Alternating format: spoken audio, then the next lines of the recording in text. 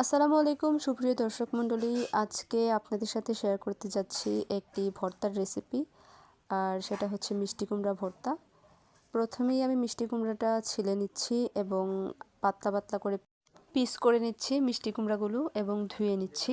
আর সে একই সাথে আমি পেঁয়াজ এবং ধনেপাতা কেটে ফেলছি, কারণ হচ্ছে পরে যাতে আবার কাটতে বসা না লাগে।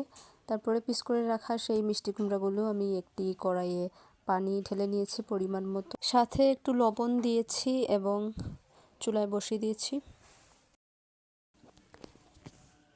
তারপরে হচ্ছে অন্য পাশে আমি কাঁচামরিচ আর রসুন ভেজে নিচ্ছি।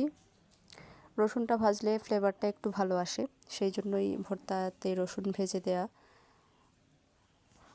পাতলা পাতলা পিস করে দেওয়ার কারণে মিষ্টি কুমড়াটা একটু তাড়াতাড়ি সিদ্ধ হয়ে গেছে এবং আমি তুলে নিচ্ছি। এবারে তুলে নেওয়ার পরে রসুনটা খোসা ছাড়িয়ে নিচ্ছি, নেওয়ার পরে কাঁচামরিচের সাথে মেখে নিচ্ছি ভালো করে।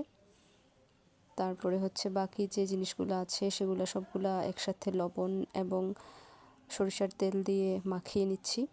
মাখিয়ে নেওয়ার পরেই হচ্ছে আমার ভর্তাটা রেডি। এই ভর্তাটা কিন্তু খেতে খুবই সুস্বাদু হয়েছিল। আপনারাও চাইলে ট্রাই করে দেখতে পারেন। ভালো থাকবেন সবাই, আল্লাহ হাফেজ।